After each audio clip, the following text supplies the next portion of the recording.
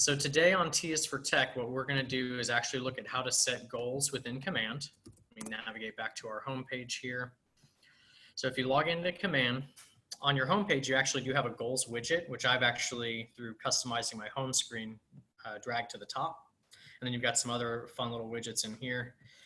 To get into goals, you can either click into that widget directly, or in the top left-hand corner, if you open the menu, down in this modules menu, there's something that says reports that has a little bar graph icon.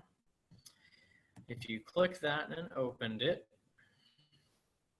it would show you a couple of different things noted by the tabs here in the top left.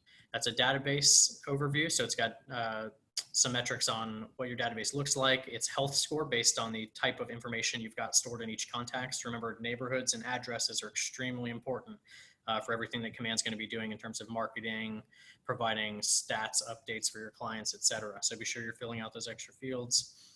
It's got an activity score based on how recently you've interacted with those contacts within Command. You do have a reports section that runs through all of your opportunities and some of the projected versus probable income, some of your conversion rates, things like that. You have an email one to the far right that just basically tracks the Command emails that you've distributed, because you do get a certain number of free Command emails every month. Look at that, it's 5,000. But we're going to focus on goals today, the third tab from the left in this top left-hand toolbar here. So with goals, it's going to show you your current goals as far as what you've got entered or what you may have defaulted, or it'll prompt you to set up goals. It has a profit tracker. And then at the bottom, you've got three more widgets. One that's going to break down the activities you've performed, another that breaks down your conversion rates based on what you've entered. So we'll get into exactly where these numbers are coming from in a minute. And then it's got your GCI goal breakdown. So it's got your GCI, your operating expenses, your cost of sales, in essence, your cap, all broken down based on your goals that you've entered and where you're at today. So if we scroll back up and we want to set some goals, in the very top right, there's goals settings. You can click that and it'll automatically bring you to a guide that's going to walk you through the goal setting process, allow you to change some of these metrics and make sure we're setting some realistic goals. When you first open it up, if you've not set goals before, it's probably going to show you goals based off of the MREA model, the Millionaire Real Estate Agent model out of the Red Book. So you'll probably see something like 2.5 million in GCI, $1 million in profit. Fantastic goals. Of course, if you're just starting out or you're running a smaller business, probably not realistic. So if you need to go ahead and modify this so that you can set some stretch goals that are still realistic, it's going to ask you when you're setting your goals for. Right now, you can only choose this year. As we approach 2021, you'll actually have that option, so you can set them in advance sometime kind of late fall or early winter. And then it's going to start with a profit goal. So I know back when we used the Career Growth Initiative calculator, that CGI calculator, we always start with profit goal. I know a lot of people like to focus on their units or their volume. We want to focus on a profit goal because what we're going to do is then calculate some expenses, cost of sales, some of your conversion ratios, et cetera, to really figure out A to Z how you're going to get back into this number, what you want to net for the year. So I'm going to reduce that to something more realistic for, let's say, maybe a single agent that's just starting out, about 60,000. So I've got 60,000 in net profit, and you see that automatically updated some of my information over here already. My expenses. So only you know your expenses as far as if you have any additional things that you're paying for outside of your board dues, MLS, etc. I know that you're paying about $1,000 a year between MLS and board dues and some of those things. So you've probably got at least $100 in gas a month. It's another $1,000, likely even more than that. You know, marketing, et cetera, et cetera, et cetera. So I'm going to ballpark that at about $5,000 minimum right here and just leave that as is. Cost of sales is going to be your company dollar and royalty caps. So if you recall, you have an 18 as a single agent, not on a team. You have an $18,000 company dollar cap. That's that 30% that pays the brokerage overhead, so we can cover all of our operating expenses, generate some profits to the bottom line, and then profit share about 50% of that out to agents responsible for growing our office. But don't forget, you also have 6% royalty to Keller Williams Realty International, KWRI, that maxes out at $3,000. So your total cost of sales would be 21,000 as a single agent, not on a team. Next, it's going to ask you for your business makeup. So that's what percentage of your business is buyer versus seller focused. Now, the ideal percentage for this really is 50% for each side. You should get 50% of your business from listings, very high leverage, and then be able to generate most of your other 50% in buyers off of those listings as you're marketing them through open houses and some of those things. You can include leases in here. Now, of course, we don't have agents that do property management in Seminole, but you could include, let's say, if you do occasionally post a lease-only listing, that is, you're posting a listing to the MLS for rent and connecting a tenant, or if you're placing a tenant with someone else's listed lease property. So a little bit of extra money there you could include. I would probably not, because really the core of our business is residential sales. But if you are doing a significant amount of that, you could include that there. I know we have a few agents who might include 5% there or something like that, because they do place tenants frequently. Next is your average commission per unit. So to calculate average commission per unit, take your average sales price. And I'm just going to do this based off of some of our market center numbers. So we're at about, as of last year, we're at about 289,000 average sales price at 3%, which admittedly is probably a little high. Let's go maybe actually 2.75. We'll go in the middle between 2.5 and 3. That's our commission on the deal. And then you're going to take home, after your splits, assuming you're not capped, 64% of that. So that's your 30% company dollar, 6% royalty deducted, about 5,000 per unit based on our average sales price. So I know when I set this with someone else, we were working with slightly smaller sales prices. We'll just ballpark them both to 5,000 and go from there. If you do find you're taking smaller listings, but helping some more affluent buyers, of course, you can modify those accordingly, and I'd encourage you to do so. And we're all set there. So we went A to Z, what our profit goal is, our expenses, the cost of sales in terms of cap, the business makeup, and the per unit commission from those buyers and sellers. We'll click next. This is where it gets kind of fun. Let me see if I can zoom this out a little bit. Sometimes this menu doesn't like me. There we go. That's better. I know it's a little bit harder to see on your screen. Maybe I can kind of parse the two here. There we go. Okay. So this is where it can get a little tricky if you're not tracking your numbers.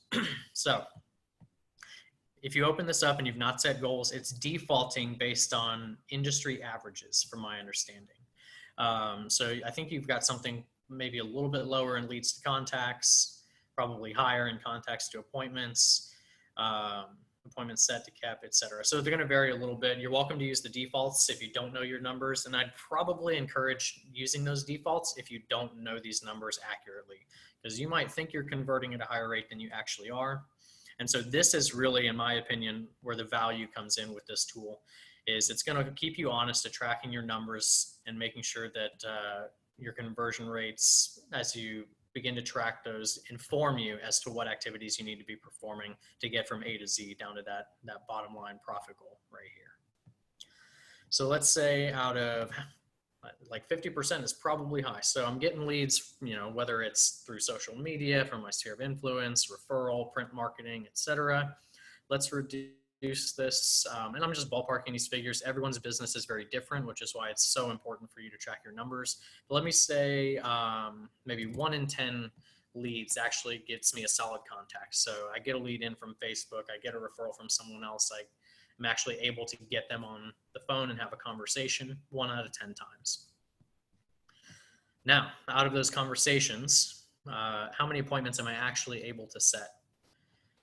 So I'm going to go ahead and leave that at 20%. So 1 in 5 people I talk to, I'm going to actually be able to schedule an appointment to sit down and have a conversation with them, or in our current environment, schedule a Zoom call, still to get face-to-face and see what their timeline is, what their, if they're a buyer, what their capacity seems to be as far as what purchase price they can work with. If they're a seller, figure out if they're realistic with their selling price, etc.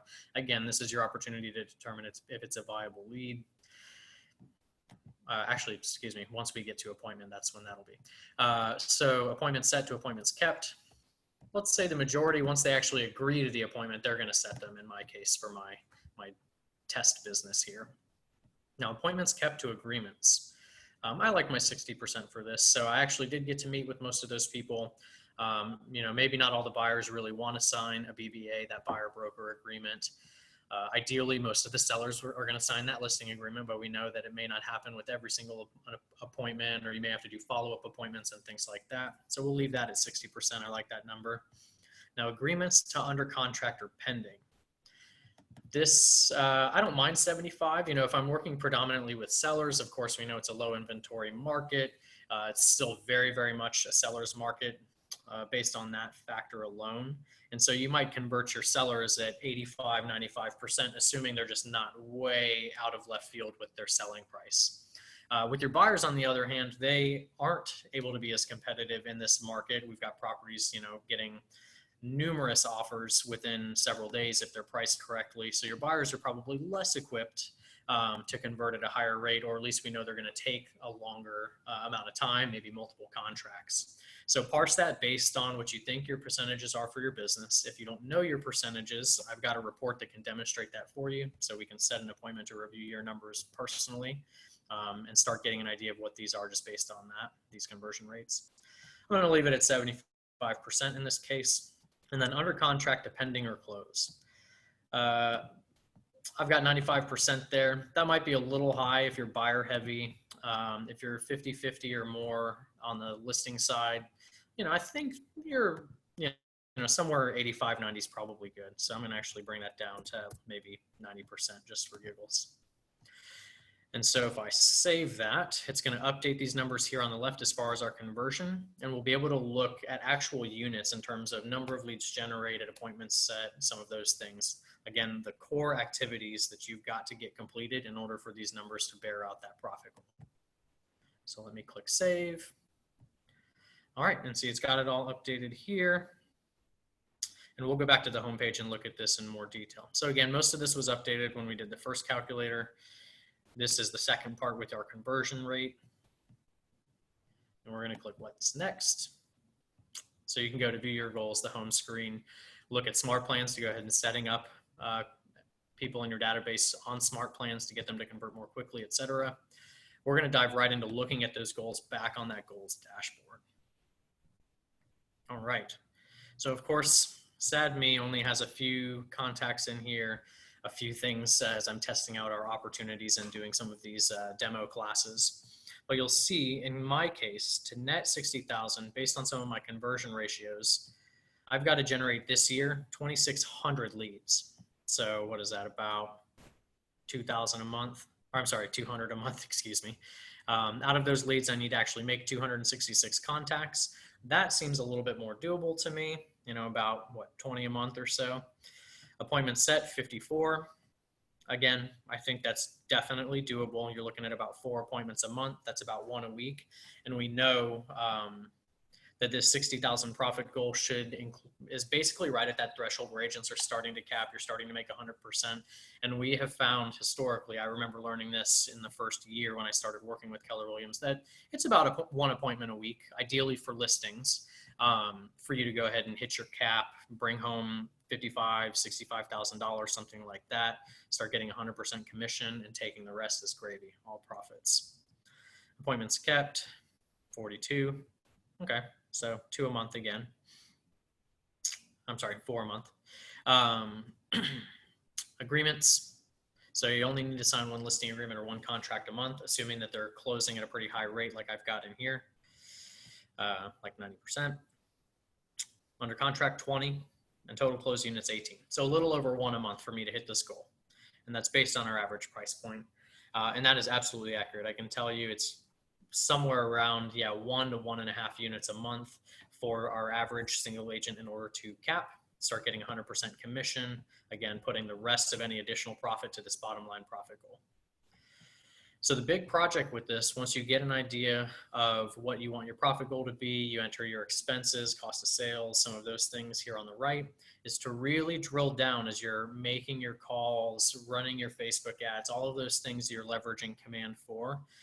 You need to track that, even if you use a basic spreadsheet, and start getting an idea really of how much legwork you've got to do to get the leads on the front end, convert them through this funnel, all the way to closed units at the back.